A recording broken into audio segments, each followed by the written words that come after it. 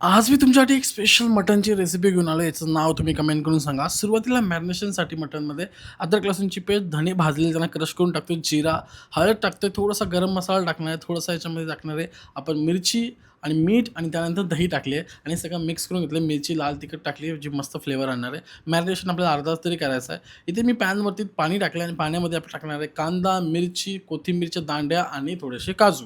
हे सगळं असं मस्त एकदम सॉफ्ट करून शिजवून घ्यायचं, थोडं बॉईल करून घ्यायचं आहे आणि याची एक पेस्ट तयार करायची आहे. मग कढईमध्ये आपल्याला टाकायचं थोडंसं तूप आणि थोडं तेल आणि काही खडे मसाले टाकायचे. तो नॉर्मल खडे मसाले टाकलेत. ते टाकून आपल्याला मटनला मस्त शिजवून घ्यायचं आहे तेलातच. पहिले थोडं हाय फ्लेमवरती मस्त मिक्स करून घ्या, कारण दही वगैरे पाणी सोडेल, ते सगळं झालं पाहिजे. त्याच्यानंतर लो मीडियम फ्लेमवरती मस्त शिजवून घ्या. प्रॉपर शिजलं पाहिजे. देन आपण याच्यामध्ये तो वाटण ॲड करणार आहे. आता हे सगळं झालेलं आहे, त्याच्यामध्ये वाटण ॲड करतोय. वाटण ॲड केल्यानंतर वाटणसोबत पण एक 5 मिनिटं मस्त हाय फ्लेमवरती शिजवून घ्या. वाटण थोडं घट्ट होईल. देन याच्यामध्ये 2 कप पाणी ॲड करायचं आहे. तो वाटणाच्या भांड्यामध्ये थोडंसं पाणी ॲड करा, मिक्स करा आणि देन याच्यामध्ये ॲड करा.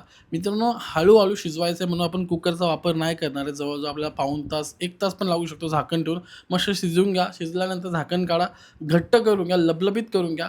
थोडी कोथिंबीर टाका, वरून गरम मसाला टाका, मीठ चेक करा आणि देन सर्व्ह करा. इतकी मजेदार टेस्टी भाजी बनते. एकदा नक्की ट्राय करून बघा.